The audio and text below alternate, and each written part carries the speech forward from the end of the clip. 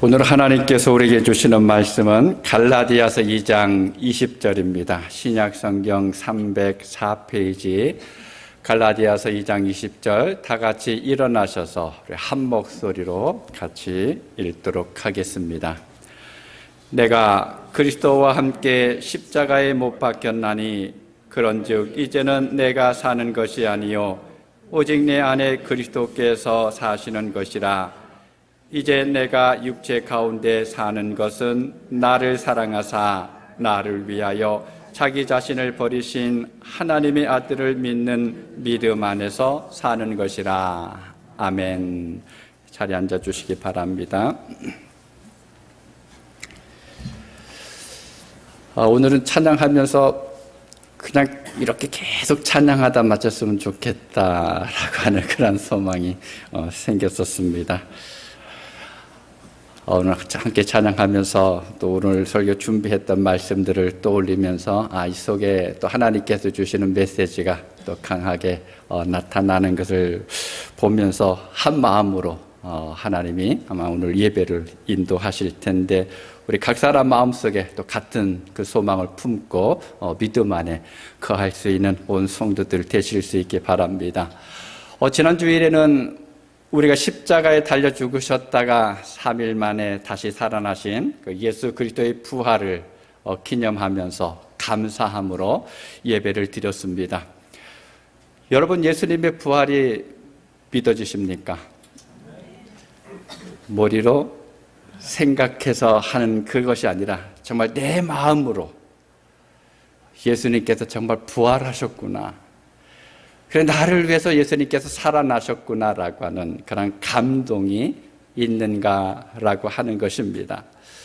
여러분, 그렇다 그러면 부활하신 주님을 매일의 삶 속에서 만나시고 또 그 주님과 늘 동행하는 여러분이 되실 수 있기를 바랍니다. 예수님을 그리스도로 믿는 사람을 그리스도인이라고 이야기합니다. 그런데 사랑하는 여러분, 우리가 어떻게 살아가는 것이 참 그리스도인으로서의 삶일까요?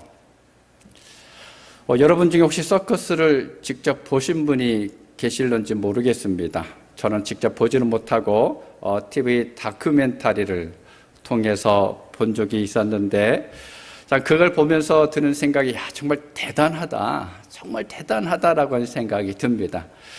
그런데 그것을 계속 보면서 간혹 드는 생각이 있었습니다. 아니, 어떻게 저 호랑이나 코끼리 그것들을 어떻게 길들일 수 있을까라고 하는 그 생각이 들었습니다. 여러분, 한번 코끼리를 생각해 보세요. 덩치가 얼마나 큽니까? 또 그 힘은 얼마나 대단합니까? 그런데 어떻게 그 엄청난 힘을 사람을 힘들이지 않고 통제할 수 있을까라고 하는 생각을 해보았습니다. 근데 나중에 그것을 한번 알아보니까 너무 쉽다는 거예요. 우리가 생각하는 것만큼 어렵지 않다고 이야기합니다. 태어난 지 얼마 되지 않은 아기 코끼리 발에다가 가느다란 쇠사슬을 묶어서 나무에 메어 놓습니다. 그러면 이 아기 코끼리가 이곳저곳을 다니다가 조금 가다 보면 쇠사슬이 당겨서 가지 못하고 또 움직이다 보면 묶임의 그 줄에 딸려서 더 이상 가지 못하기를 반복합니다. 마음대로 움직일 수가 없다라는 거예요. 비록 가느다란 쇠사슬이긴 하지만 아기 코끼리가 그것을 끊기에는 너무나 튼튼한 쇠사슬입니다. 여러 번 그것을 벗어나려고 몸부림쳐보지만 뜻대로 되지 않습니다. 자꾸만 반복하면서 이 코끼리가 학습되는 것이 무엇인가 하면 나는 안 돼 라고 하면서 결국 포기한다라는 거예요. 그런데 더 신기한 것이 있습니다. 그렇게 시간이 흘러가서 커다란 나무를 뿌리채 뽑을 수 있는 다 큰 코끼리가 됐는데, 그런 힘을 가지고 있는데도 불구하고 아니 코끼리가 발 한 번만 툭 당기면 끊어질 수 있는 쇠사슬인데도 불구하고 그 쇠사슬을 벗어나지 못하고 있다는 것입니다. 어릴 때 기억이 자꾸만 떠오른다라는 거죠. 그래, 나는 벗어날 수 없어. 나는 이 쇠사슬을 끊을 수가 없어. 그래서 발에 묶인 줄이 어느 정도 당겨지기만 하면 코끼리가 가다가 그 자리에 멈추게 된다라고 이야기합니다. 코끼리가 자신이 어떤 존재인지 모르기 때문에 그렇습니다. 자신에게 얼마나 큰 힘이 있는지 알지 못하기 때문에 그렇다라는 겁니다. 여러분, 아무도 제어할 수 없는 엄청난 힘을 가지고 있는 코끼리라 할지라도 자기의 정체성을 잃어버리면, 자기가 어떤 존재인지를 모르면 가느다란 사슬에 매여서 꼼짝하지 못하는 것입니다. 그렇다면 여러분, 그리스도의 사람으로 살아가고 있는 우리는 어떻습니까? 우리는 거듭났습니다. 분명히 엄청난 하나님의 은혜로 예수 그리스도의 십자가 보혈로 죄 사함을 받았고 또 하나님의 택하심으로 인하여서 거듭났습니다. 그럼에도 불구하고 신앙 안에서 성장하지 못할 때가 있습니다. 세상의 염려에 매여서 그대로 머물러 있을 때가 있습니다. 여러분, 그 상태가 바로 가느다란 쇠사슬에 매여서 꼼짝 못하고 있는 코끼리와 별반 다를 것이 없다라는 겁니다. 엄청난 영적인 가능성이 분명히 있습니다. 그럼에도 불구하고 그 사실을 까마득하게 잊어버린 채로 자신을 속박하고 있는, 나를 묶고 있는 세상이라고 하는 사슬에 매여서 살아가고 있습니다. 왜 그렇습니까? 내가 누구인지 모르기 때문이라는 거예요. 그리스도인이 어떤 사람인지 자기 정체성을 분명하게 확신하지 못하기 때문에 그렇습니다. 여러분, 그리스도인은 누구일까요? 예수를 그리스도로 믿는 우리는 도대체 어떤 존재일까요? 사도 바울은 사람이 의롭게 되는 것은 율법의 행위가 아니라 오직 믿음으로만 의롭게 될 수 있다라고 이야기합니다. 그러면서 하는 말이 오늘 우리가 함께 읽었었던 본문입니다. 갈라디아서 2장 20절, 우리 외우신 분들도 있겠지만 우리 다시 한번 같이 읽도록 하겠습니다. 내가 그리스도와 함께 십자가에 못 박혔나니 그런즉 이제는 내가 사는 것이 아니요 오직 내 안에 그리스도께서 사신 것이라. 이제 내가 육체 가운데 사는 것은 나를 사랑하사 나를 위하여 자기 자신을 버리신 하나님의 아들을 믿는 믿음 안에서 사는 것이라. 아멘. 사도 바울이 고백하는 것이 자기 자신이 지금 그리스도와 함께 십자가에 못 박혔다라고 고백하고 있습니다. 그래서 이제부터는 내 안에 세상이 아니라 내가 지금까지 살며 누렸던, 또 내가 바라보고 추구했던 것이 내 안에 있는 것이 아니라 오직 그리스도께서 거하신다고, 그 그리스도를 믿음으로 말미암아서 살아가고 있다라고 고백하고 있습니다. 그러면 사도 바울이 고백하고 있는 그리스도와 함께 십자가에 못 박혔다라고 하는 것은 무엇일까요? 여러분, 우리가 어떻게 살아가는 것이 그리스도와 함께 십자가에 못 박히는 삶일까요? 여러분, 사람이 십자가에 못 박히면 어떻게 될 것 같습니까? 그 정도까지는 아니더라도 한번 이렇게 생각해 보시기 바랍니다. 내 두 팔과 다리가 십자가에 꽉 묶여 있다라고 한번 여러분 생각해 보시기 바랍니다. 그러면 내가 무엇을 할 수 있을까? 나는 어떤 태도로 거기에 매여 있을 수밖에 없을까? 신학자인 토조가 십자가에 못 박힌 것을 세 가지로 이렇게 설명을 했습니다. 먼저는 십자가에 못 박힌 사람은 오직 앞을 향해서만 바라볼 수밖에 없다라는 겁니다. 십자가에 못 박히면 뒤를 돌아볼 수가 없다라는 거예요. 그리고는 십자가에 못 박힌 사람은 세상과 고별 인사를 한 사람이라는 겁니다. 아무리 되돌아가서 살아가고 싶어도 절대로 그렇게 할 수가 없습니다. 그리고 마지막으로 십자가에 못 박힌 사람은 자신의 계획을 더 이상 가지지 않는다라고 이야기합니다. 내가 내 삶을 주장하는 것이 아니라 전적으로 내 삶이 하나님의 손에 놓여 있다는 것입니다. 어떠한 상황에서도 십자가에 못 박힌 사람은 주님이라는 말밖에 할 수가 없다고 말합니다. 여러분, 예수 그리스도를 믿는 저와 여러분은 이미 십자가에 못 박힌 사람입니다. 맞습니까? 아멘이죠. 그렇게 십자가에 못 박힌 사람은 십자가만 보게 됩니다. 십자가 외에는 다른 것이 보이지 않습니다. 십자가에 못 박힌 사람은 과거에 연연해하지 않습니다. 왜냐하면 이미 과거의 모든 것들이 함께 십자가에 못 박혀 있기 때문에 그렇습니다. 부끄러워할 것도 없습니다. 괴로워할 것도 없습니다. 자랑할 것도 없습니다. 누구에게 내세워줄 것도 아무것도 없습니다. 다시 과거로 돌아가지 않습니다. 오직 앞만 바라보고 나간다라는 거예요. 십자가에 못 박힌 사람은 이제는 오직 십자가만을 생각하면서 나갑니다. 십자가 이상 그 앞으로 나가지 않습니다. 십자가 가는 곳까지만 함께 가게 되어 있습니다. 십자가 외의 것을 더 구하지 않습니다. 십자가 하나로 충분하다고 고백할 줄 아는 것입니다. 여러분, 누가 십자가의 사람일까요? 오늘 본문에서 사도 바울은 분명하게 이야기합니다. 내가 그리스도와 함께 십자가에 못 박혔나니 라고 하면서 마지막에 고백하는 것이 하나님의 아들을 믿는 믿음 안에서 사는 것이라. 하나님의 아들을 믿는 그 믿음 안에서 사는 그 사람이 바로 십자가의 사람입니다. 우리가 이것을 고백할 수 있어야 합니다. 아니, 내 삶 속에서 이것을 경험할 수 있어야 합니다. 십자가의 사람이 되려면 십자가의 비밀을 알아야 합니다. 그래야 참 그리스도인으로 살아갈 수가 있습니다. 그러면 십자가에 담긴 비밀이 무엇일까요? 첫 번째는요, 십자가는 나의 과거를 장사 지낸 자리입니다. 내가 그리스도와 함께 십자가에 못 박혔나니. 우리는 지금 2026년을 살아가고 있죠. 그럼 우리는 언제 십자가에 못 박혔을까요? 내가 예수님을 처음 믿는 그 순간에? 예수님을 경험했을 때? 아니에요. 이미 2000년 전에 주님의 십자가에 함께 못 박혀 죽었다라는 거예요. 내가 모르는 사이에, 내가 깨닫지 못하는 사이에 예수님께서 십자가에 달리시는 그 순간에 나도 함께 그 십자가에 못 박혔습니다.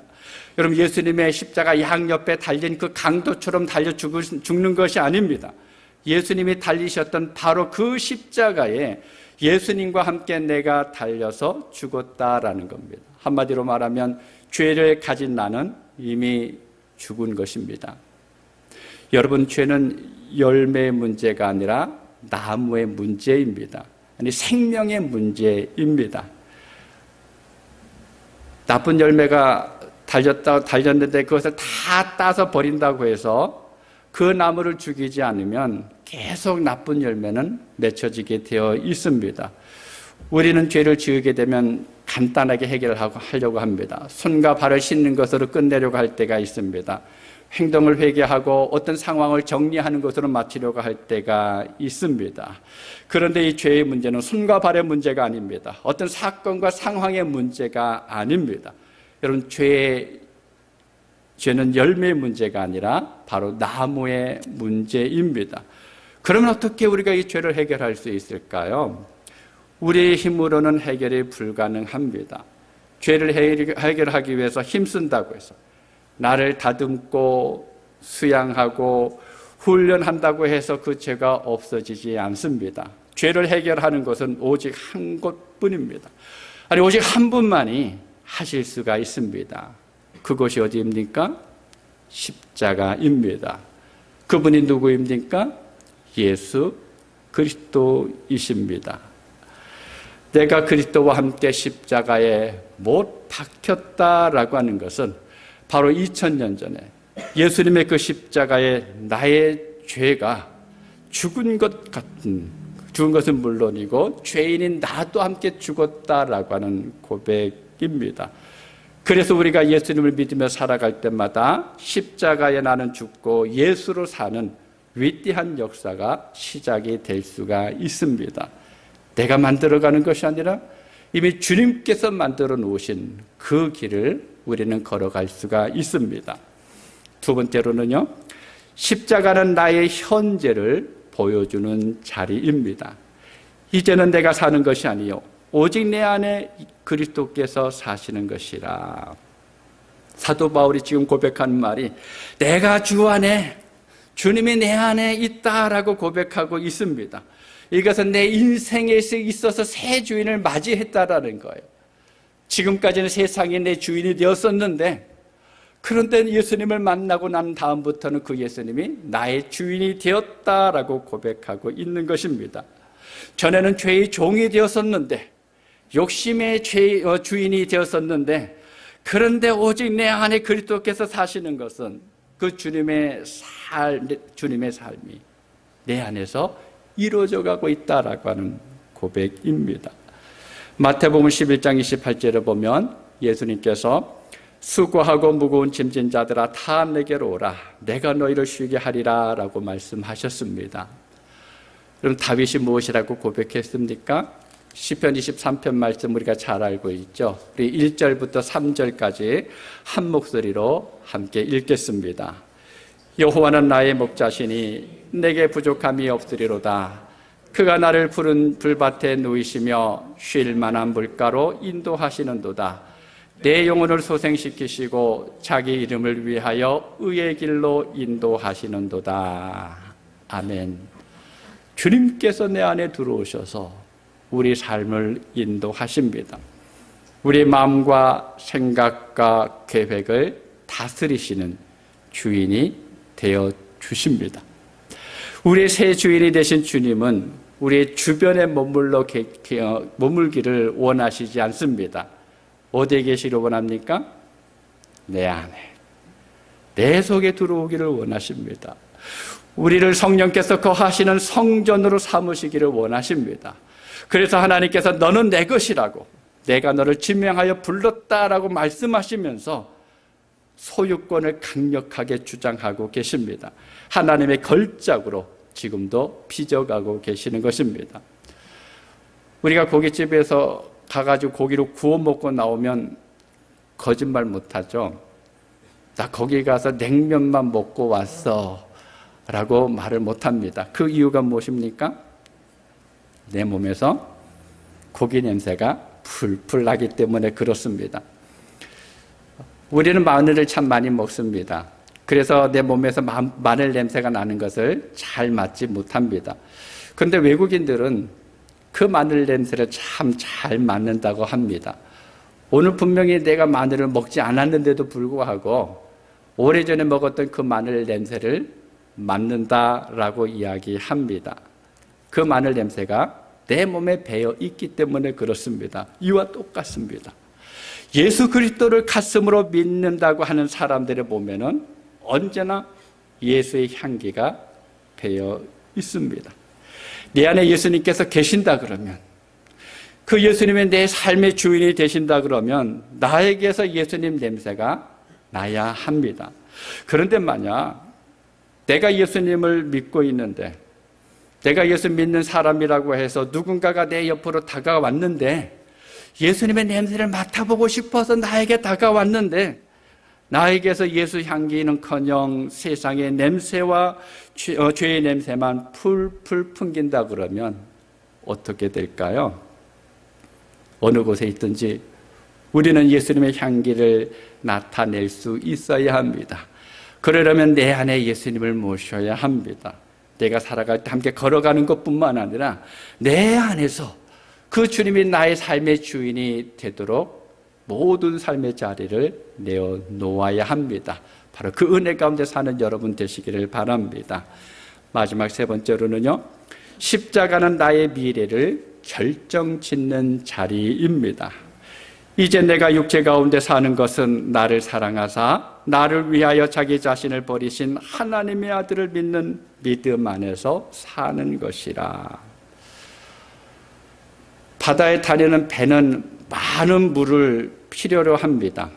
아니, 특별한 경우가 아니라 그러면 많은 물이 있는 곳으로 가야지만 배는 제 역할을 할 수가 있습니다.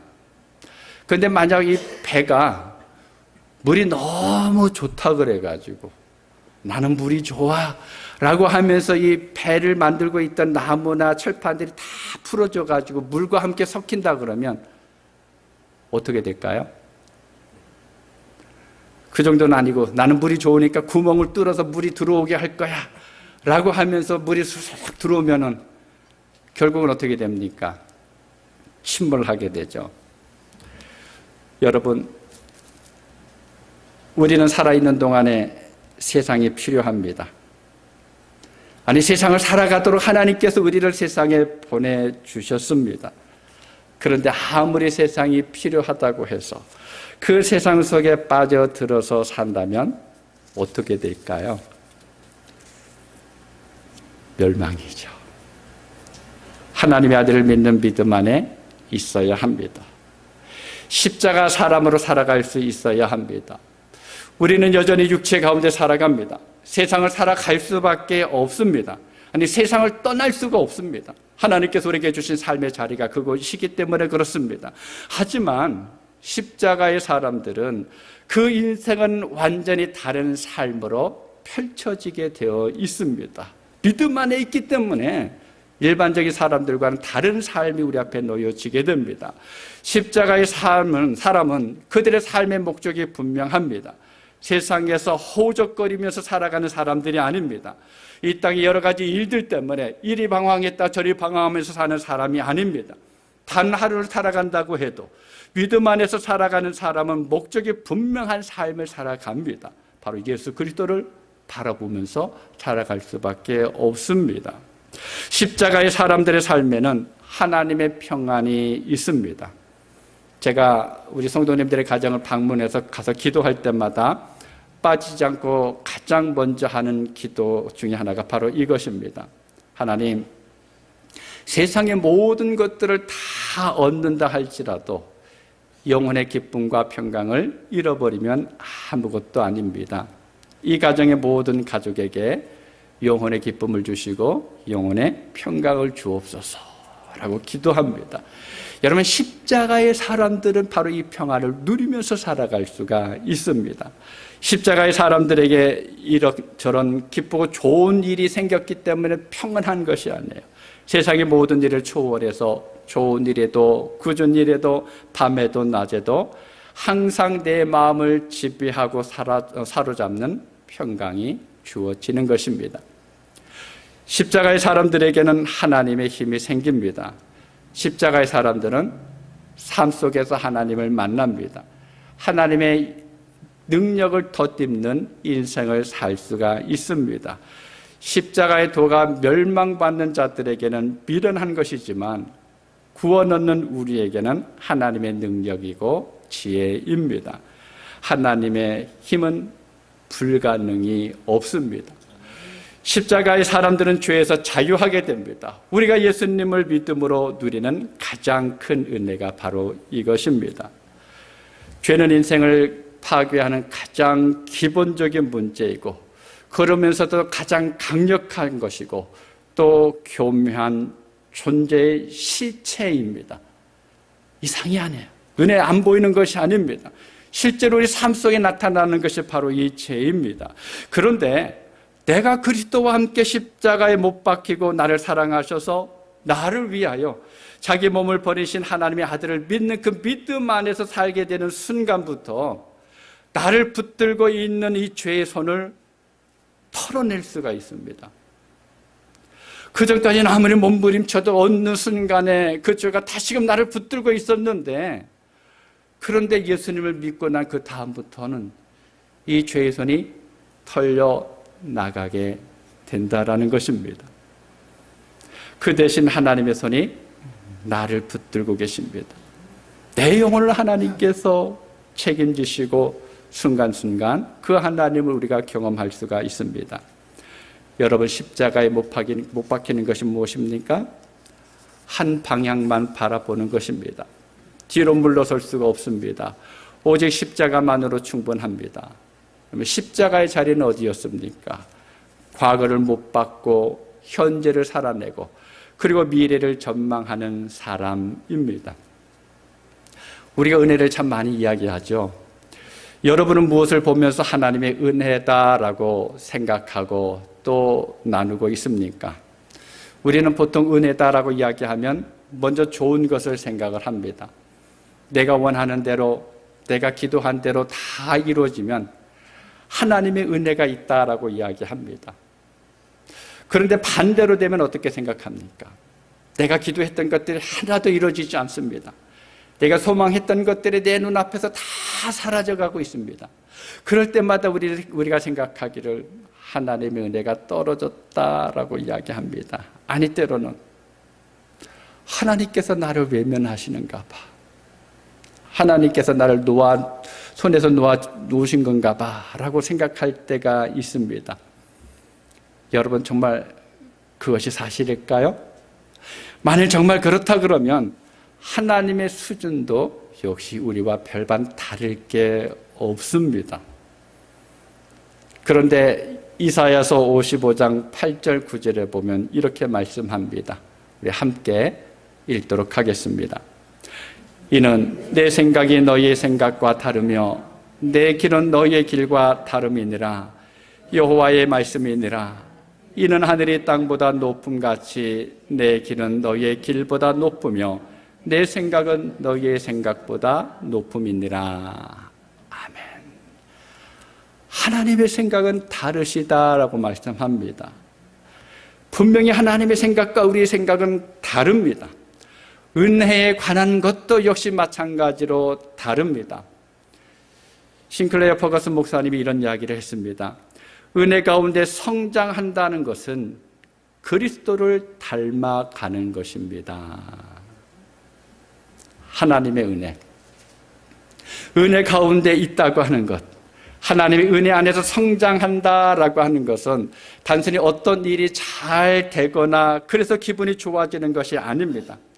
하나님에 관한 지식을 많이 쌓아놓았던 그것도 아닙니다. 진짜 은혜는 무엇인가 하면 그리스도의 형상을 닮아서 변해가는 것입니다. 내가 달라지는 거예요. 달라지는데 어떻게 달라지는가 하면 그리스도를 닮아서 달라지는 것입니다. 포도나무인 예수님께 붙어 있으면 저절로 열매를 맺을 것이다 라고 말씀하셨습니다. 내가 몸부림치면서 열매를 맺는 것이 아니라 주님께 붙어 있기만 하면 열매는 저절로 맺혀지게 되어 있습니다. 그 포도나무에 붙어 있으면 주님 안에 거하는 것이 되고 또 그러면 우리의 삶은 그분을 닮아가게 되어 있습니다.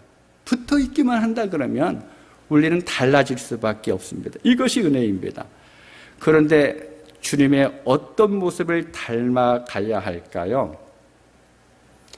은혜가 우리 안에 나타나게 되면 우리의 굳은 마음을 깨뜨립니다. 단단하게 있던 것들이 한순간에 무너집니다. 그래서 나중에 보면 부드럽게 변한 것을 볼 수가 있습니다. 내 영혼이 잠들어 있을 때 은혜가 임하면 나를 막 흔들어서 깨웁니다. 조용히 부르지 않습니다. 희장아, 일어나. 또 일어나야 돼. 아니에요. 막 흔들어댑니다. 깜짝 놀라서 깨어나게 우리를 흔들어내는 것이 은혜입니다. 그러면서 우리를 내가 원하는 모습이 아니라 하나님께서 원하시는 모습으로 다시 만들어 가십니다. 나는 여기 가고 싶었는데 하나님의 은혜가 내 안에 임하게 되면 내 발걸음이 이쪽으로 향하도록 돌이키게 하십니다. 새롭게 빚어 가십니다. 내가 내 마음에 원하는 대로가 아닙니다. 주님의 뜻대로 주님께서 원하시는 대로 순종하면서 내 것을 다 내려놓다 보면 그 순간마다 그리스도의 성품이 내 안에서 하나하나 만들어 가진 것을 볼 수가 있습니다. 나는 단지 주님 앞에 나 못합니다. 더 이상 못 가겠습니다. 주님 알아서 하십시오 라고 했는데 어느 순간에 보니까 내 안에 주님의 마음이 꽉 채워져 있습니다. 주님의 생각으로 가득 채워진 것을 발견할 수가 있습니다. 여러분, 내가 노력했기 때문일까요? 아닙니다. 우리의 심령 안에서 역사하시는 성령께서 나를 도우셨기 때문에 그렇습니다. 아니, 내 안에 계신 성령께 내 모든 것들을 온전히 드러내놓을 때 성령께서 역사하셨기 때문에 그렇습니다. 그렇게 우리는 날마다 그분의 형상으로 변화되어서 이 세상 가운데서 그리스도의 사랑과 겸손과 진리를 비추는 그리스도인으로서의 삶을 살아갈 수 있게 됩니다. 은혜입니다. 사랑하는 그리스도 성경교회 성도 여러분, 십자가의 사람이 되시기를 바랍니다. 날마다 나는 십자가에 이미 못 박혔어, 나는 십자가에서 이미 죽은 사람이야 라고 여러분 고백하실 수 있기 바랍니다. 그러면서 참 그리스도인으로 세상을 살아가는 여러분 되시기를 바랍니다. 오늘 함께 예배하는 사랑하는 여러분 모두가 날마다 그리스도와 함께하며 참 그리스도인의 삶을 살아갈 수 있기를 예수님의 이름으로 축복합니다. 기도하겠습니다. 아버지 하나님 감사합니다. 우리가 부활하신 주님을 바라보면서 감사하는 것으로 끝나는 것이 아니라 이 땅을 살아갈 때마다 그 주님과 함께하고, 아니 그 주님이 내 안에 들어오셔서 내 삶의 주인이 되으시고 또 내 모든 것들을 새롭게 이루어 가실 뿐만 아니라 하나님의 뜻을 내 삶을 통해서 나타내기를 소망하며 주님 앞에 우리 모든 삶을 내어드립니다.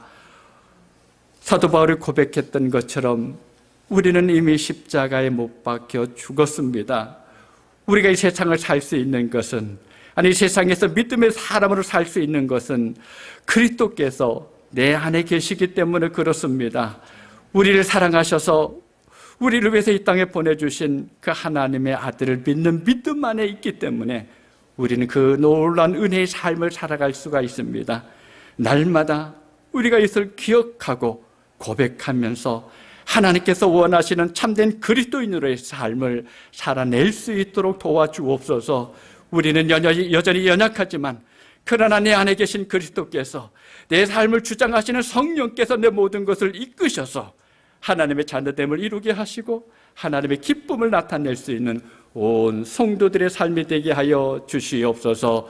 예수님의 이름으로 기도하옵나이다. 아멘.